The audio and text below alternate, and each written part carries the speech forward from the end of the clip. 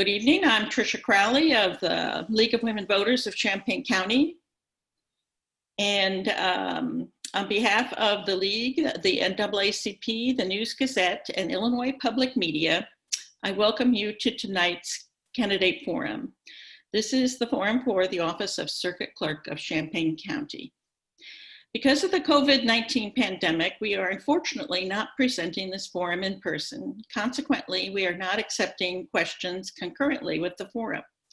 I urge you to submit your questions for this week's forums via email, phone, or directly from the forum on our website. Our website is lwvchampaigncounty.org. Similar questions which have been submitted have been grouped together, and consequently, your question may not be asked in precisely the way you submitted it. Due to limited time, we may not be able to get to all of the submitted questions. This forum was intended to be broadcast on the League's Facebook live stream and on Illinois Public Media, but we have encountered some technical difficulties, and therefore it will be available on the League's YouTube channel, and also will be broadcast by UPTV. Hey, Tricia. Yeah. I can't get the YouTube to go live either. Okay, do you want, so we'll just keep recording and we'll post it in the places that we would normally post it, and we'll just not be able to be live. Perfect. Okay. The UPTV schedule is available on the City of Urbana website, and it will also be available on Vote Champaign website with the candidates' other information. I'll be the moderator for this forum. The order for candidates is alphabetical. Therefore, Katie Blakeman, Republican, will open, and Susan Mcgrath, Democrat, will close. Each candidate will be given 2 minutes for an opening statement. I will then ask questions submitted prior to the forum. Candidates will each have 1 minute to answer these questions. At the end, each candidate will have 2 minutes for a closing statement. Candidates will kindly refrain from negative attacks on the other candidate and will speak only to what they plan to do if elected to office. And we will begin. And Ms. Blakeman, you can begin with your opening statement. Okay. Well, good evening. I would like to thank the League of Women Voters, the NAACP, the News Gazette, and WILL for hosting tonight's forum. With so few opportunities to talk to voters in person, forums like these are an essential way to help voters make an informed decision. My name is Katie Blakeman, and I have been honored to serve as your Champaign County Circuit Clerk since 2012. Champaign County deserves strong, dedicated, and consistent leadership, especially in our court system. I hold an undergraduate degree in business administration and a master's degree in library and information science from the University of Illinois. And as a result of a career in both the private and public sectors, I have a unique combination of education and experience that has prepared me to manage budgets, implement major changes to court technology, and organize records to make them available to the public.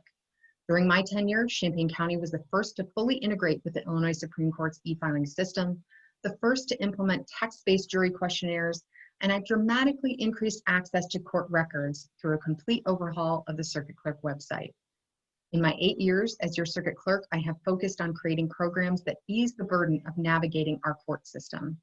This includes providing resources for those patrons without an attorney, working with legislators to reduce and restructure court fines and fees, offering amnesty weeks to reduce penalties and late charges, and hosting the first full-service, no-cost expungement and record sealing summit outside of Cook County.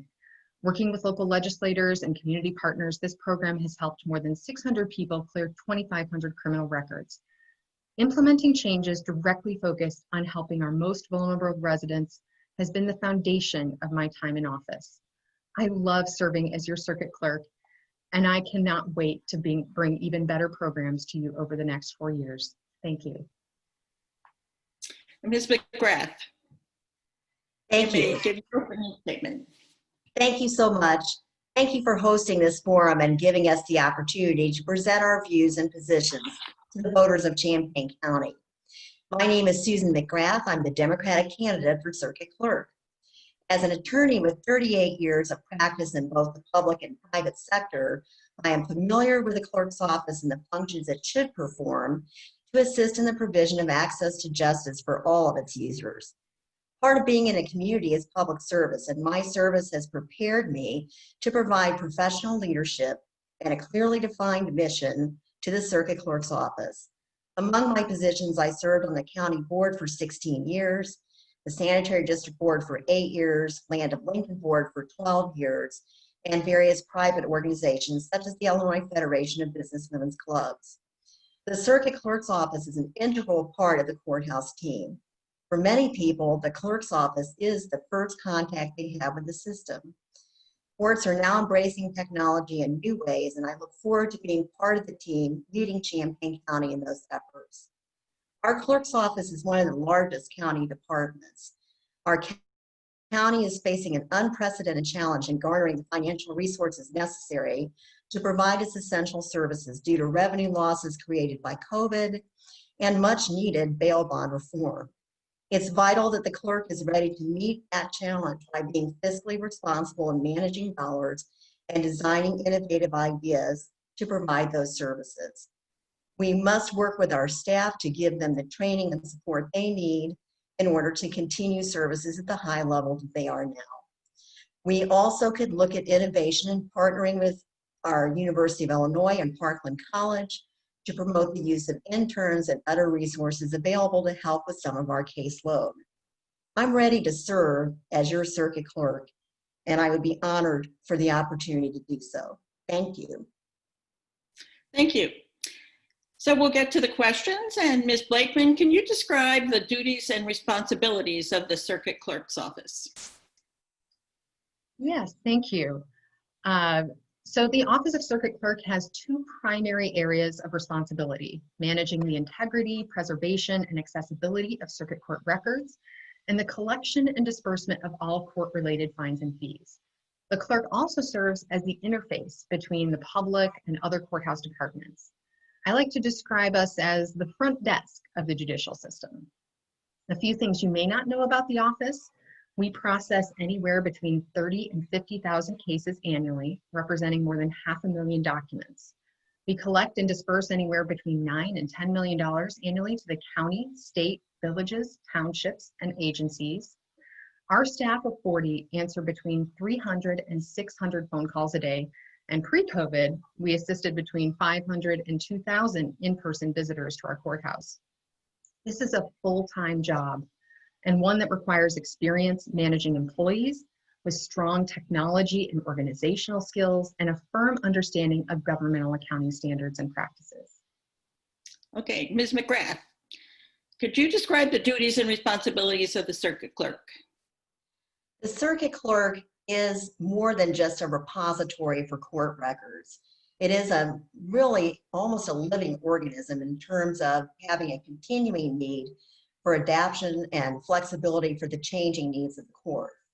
Technology is an important function of the office in order to maintain records and the resources for the courts in order to serve the people that are in those courtrooms, and especially true for the pro se litigants.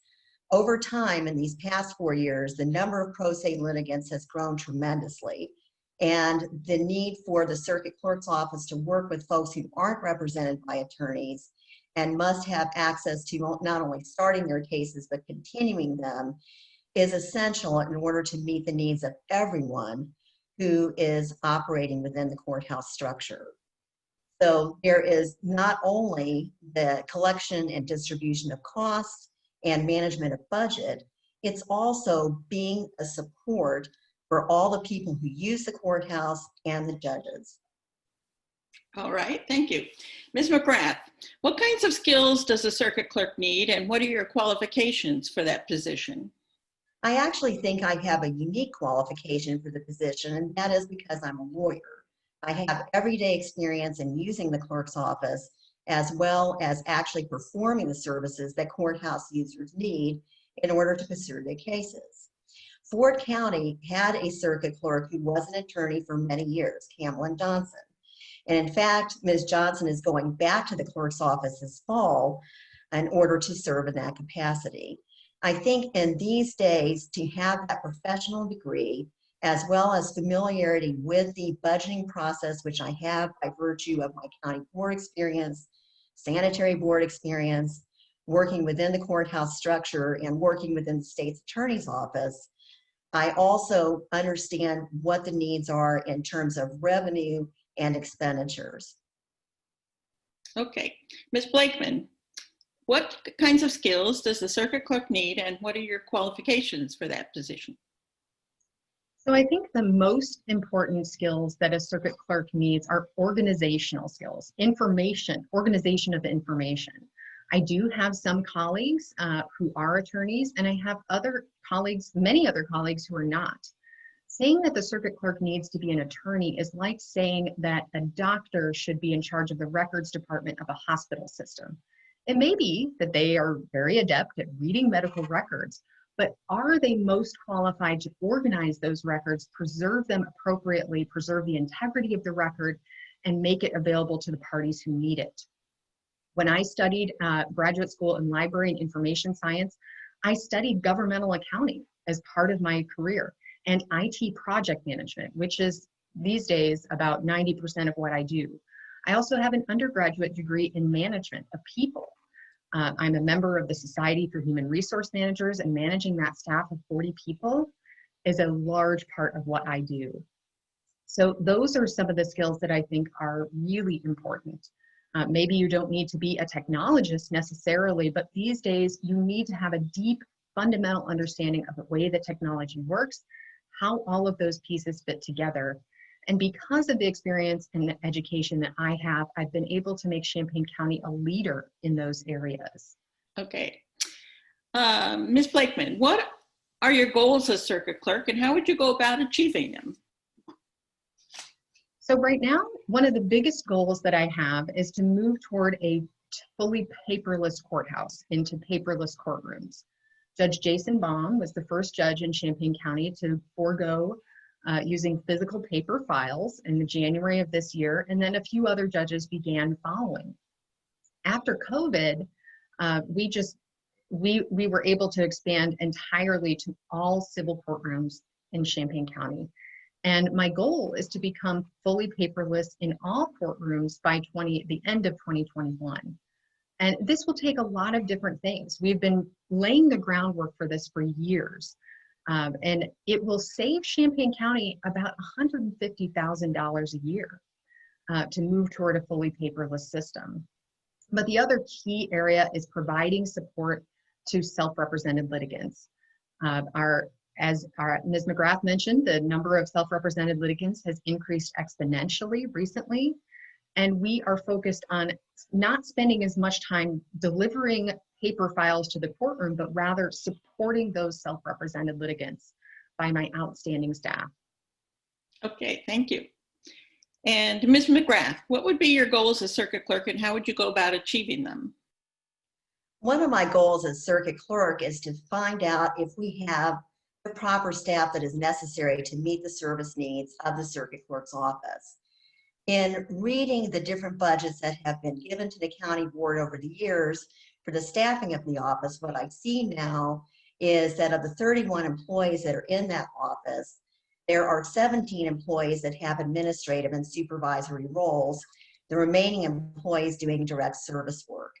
And I do think that one thing that is essential to the operation of the office as technology changes and the courtrooms go paperless is to review the structure of the office to make sure that the positions that are there are adapting to the new reality of technology and also the services that are necessary to help people that don't have technology. I think that in order to do that, we do have to work together as a team with the county's personnel department, with the county's administrator, and with other people who have experience in reviewing and assessing offices to make sure we are doing the best that we can with what we need to do. In addition, oh, I'm sorry. Okay, thank you. Ms. Mcgrath, could you describe the technological needs of the office and what kind of funding is there enough funding for it? I think that we both agree that there's not enough funding right now. And part of that is because of the waiver of fines and fees that have been set forth by the Supreme Court to give better access to the courts for indigent clients, pro se clients, also the restructuring of what happens in criminal cases with bail bonds and court costs and fees. But I think we can work together with the judiciary to improve the revenue stream by having them individually assess the waiver of court costs and fees in all of our cases to improve that particular source of revenue. But unfortunately, we also have to face the reality that even with improving that revenue stream, other revenue streams are going to continue to decline. And so what that means is we have to do a better job of managing the money that we do have to provide the technology that we need. And what that also means is we have to gain the trust of the judiciary and the users of the courthouse that our records are accurate, that our entries are accurate, that the scanning is going forward as necessary, that fees can be all paid electronically, and that these things are being done in the best manner possible. All right, thank you. And Ms. Blakeman, can you describe the technological needs of the office and the funding that's available for it? Yes, so there are lots of technological needs in the circuit clerk's office, but a lot of things have already been accomplished with the very limited funding that we have. A few examples of the IT projects that I've managed without any cost as our new scanning process that has saved more than 500 reams of paper and 3 FTEs in labor costs to date. Our automated disposition reporting, which reduced the reporting time to state agencies like the Illinois State Police and the Secretary of State's office from 6 weeks in the paper-based version to 48 hours in the electronic version. And that cost us nothing. Our e-plea, e-guilty program, which allows anyone to make payments on their traffic tickets to plead and pay rather than coming into the courthouse and to mail in their plea and payments. We've been able to accomplish that and increase the revenue. We are a participant, one of the first counties in the state to participate in the Comptroller's Local Debt Recovery Program, which to date has recovered more than $2 million for Champaign County. And in fact, is one of the main reasons that the Champaign County budget has balanced, because the Champaign County Circuit Clerk's Office is a revenue positive department. And yes, there are lots of other technological improvements that we could make. And there are some limits to our budget, but I am very creative and I have found great ways to accomplish that. Recently, in fact, I was able to secure a grant from the Access to Justice Commission at the Supreme Court to expand our court date reminder system. Okay, Which is all right. Oh, sorry.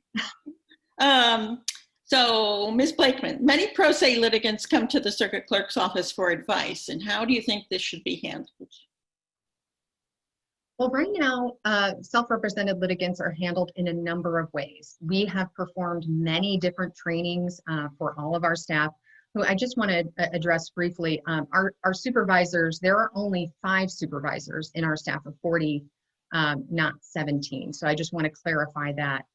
There are positions of increasing difficulty, which have a higher grade formed by the union, but they are not supervisory.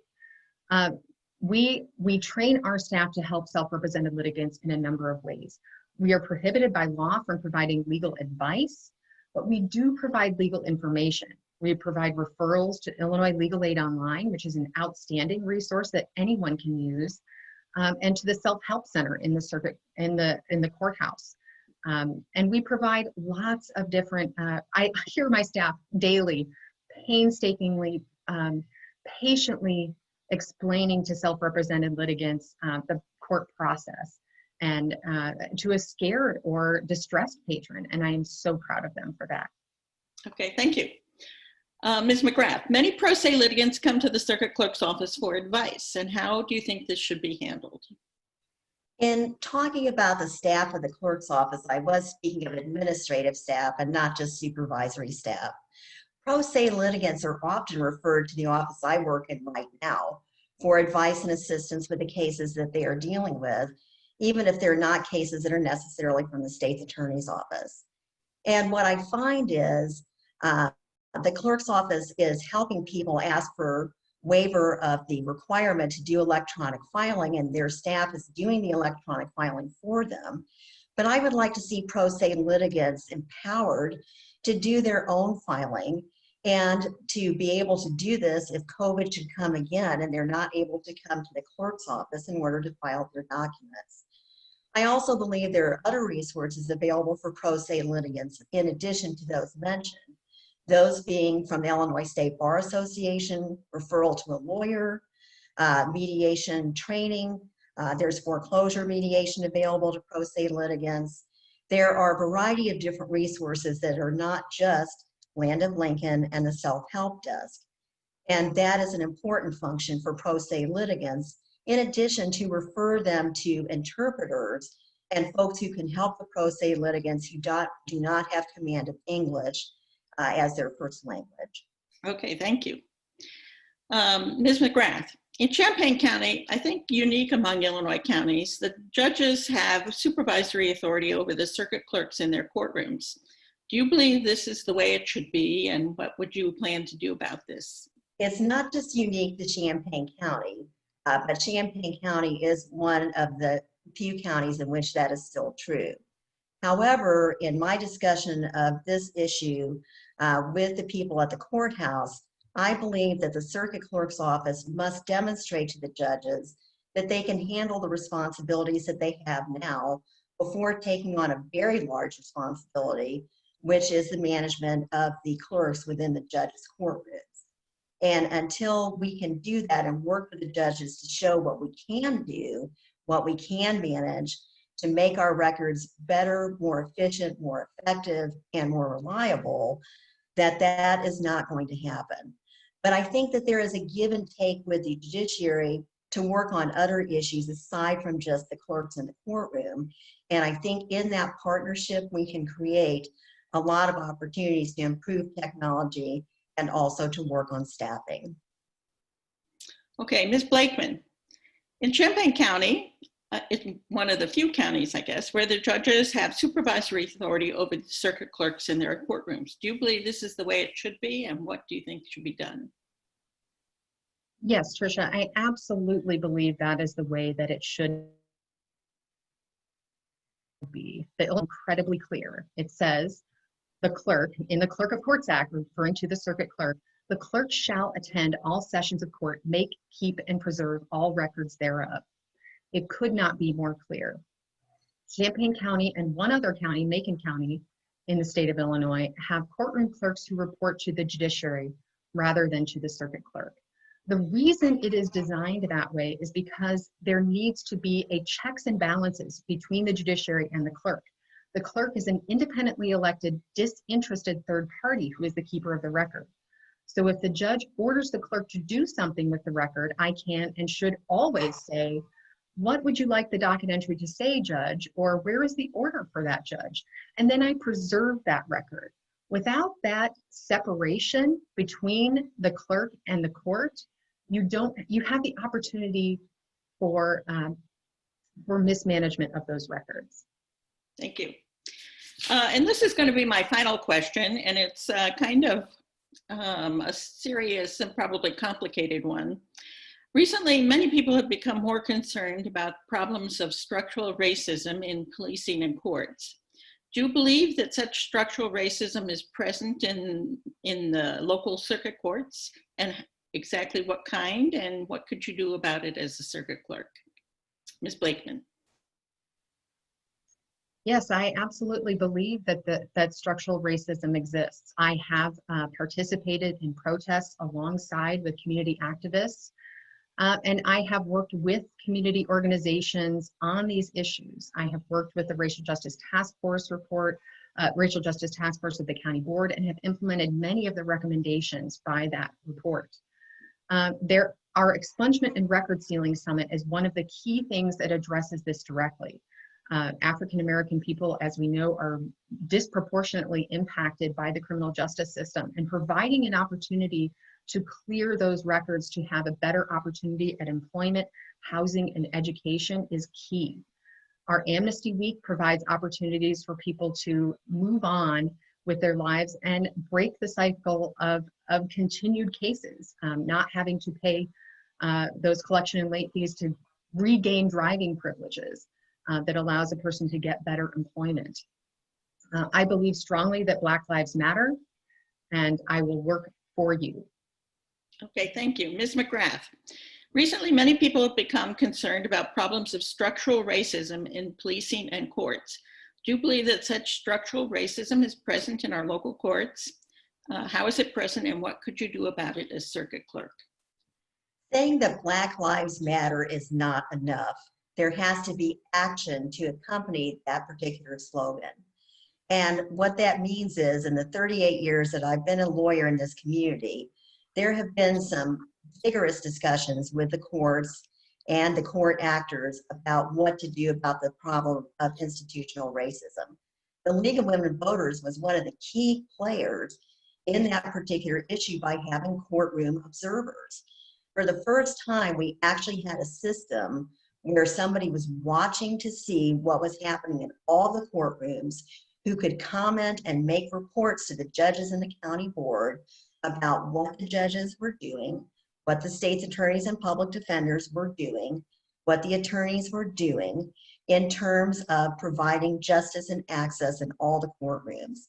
And that was essential to many of the reforms that the county board and the judges adopted in terms of making sure that people were not in jail, for example, who should not be there, in terms of leading to further reforms as to the payment of fees and costs, and working on programs that would allow people to do public service work instead of paying fees and costs, and in addressing the issues of how people are respected or disrespected within the system. Okay, And thank you. So now we're going to our closing statement. So you have 2 minutes, and Ms. Blakeman, you start. Okay, probably would help if I unmuted myself. Yes. Thank you. So I want to say that local elections have great consequences. I've spent 6 years developing and executing the state of Illinois' first full-service, no-cost expungement and record sealing summit outside of Cook County. This was not a baseline service of the county and has required marshaling thousands of volunteer hours and partnerships with legislators, judges, the state police, and legal aid organizations. As I said, I created an amnesty week, which saves the county money, eliminates collections, and breaks the cycle of recidivism in our most vulnerable residents. As the selected representative for circuit clerks across the state, I have worked with both parties to draft bipartisan and responsible laws. I've worked on such landmark legislation as the Criminal and Traffic Assessment Act, which drastically changed the way fines and fees are assessed in the state of Illinois, and the Cannabis Regulation and Tax Act, legalizing the recreational use of marijuana. 8 years ago, I promised to make Champaign County a leader in court technology, and I have done that. We have made transformative changes in the office, and today we are leading the way at the state and national level. As a lifelong Champaign County resident, I care deeply about making my office approachable, friendly, and professional. It's critical that the role of circuit clerk be filled by an independent, qualified professional, protecting the integrity of that file and therefore the person whose life is contained within it. I'm not running for this office for any partisan reasons. I'm running to continue the programs that have given the people of Champaign County a fighting chance. I promised in 2012 that I would be a passionate advocate for you, and that passion has not waned.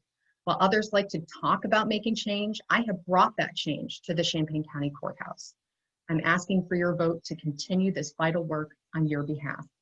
If you have any additional questions, please feel free to reach out to me. My website is katieblakeman.com. My email address is katie@katieblakeman.com. And I welcome any continued conversation with any Champaign County voter. Thank you so much. Ms. Mcgrath, your closing statement. I want to thank the Champaign County League of Women Voters, the NAACP, the News Gazette, and Illinois Public Media for hosting this important forum and educating the voters about this office. Champaign Public Works Director Dennis Schmidt, who used to work in an organization that I belong to, upon his retirement said he was fortunate to have his dream job. The job of circuit clerk is my dream job because it provides the opportunity for use of my professional training and my desire to be of continuing service to our community. I'm a lifelong Democrat, not because it has been expedient to do so in this county, but because I believe in the principles of my party. When I moved here in 1976, the Republican Party was firmly in control of countywide elected offices, and this didn't change until 2018. Now we have a situation where the Republican Party is advocating for appointed offices, not elected ones. I believe that these offices should remain and be in the hands of the voters. If I'm elected, I have goals for many things within the clerk's office, but most importantly, to work with the staff, to have a knowledgeable leader with a dedicated mission for the clerk's office in charge, and to be there every day to receive and help them with the training and support they need to do their jobs and to find long-term satisfaction in their work. This means that I will interview each of them if I am elected to see what their needs and their goals are and to make the office even better. I want to follow the example of circuit clerks that I grew up with in my practice, Betty Mallow, Betty Smith, Linda Frank, who perform counter service and familiarize themselves on a daily basis with the needs of the office and the staff. In this manner, what I want to say is this office is important for access to justice for all of us. It is that face of the courthouse as people enter. It's the first office they see as they walk up the steps into the courthouse floor. I'm ready for this challenge, and I would appreciate your vote and your support on November 3rd. I do have a website and a Facebook page that you can check my endorsements, my recommendations, and my goals, and I appreciate your time this evening. Okay, thank you very much. And thank you for to Ms. Blakeman and Ms. Mcgrath for the patience of handling our technical difficulties, and because we weren't able to post this immediately, but it will be available on several sites, and so we encourage you to seek it out. Thanks again to the League of Women Voters of Champaign County, the NAACP, the News Gazette, and Illinois Public Media for sponsoring this program. Thanks to Judy Iverson, the timekeeper, who's kept us on schedule, and a very special thanks to Jonna von Behrens of the League, who has put this series of forums together. Just a reminder, it's not too late to register to vote. Information is available on the League website and the County Clerk's website. Please vote. Thank you and good night. Okay.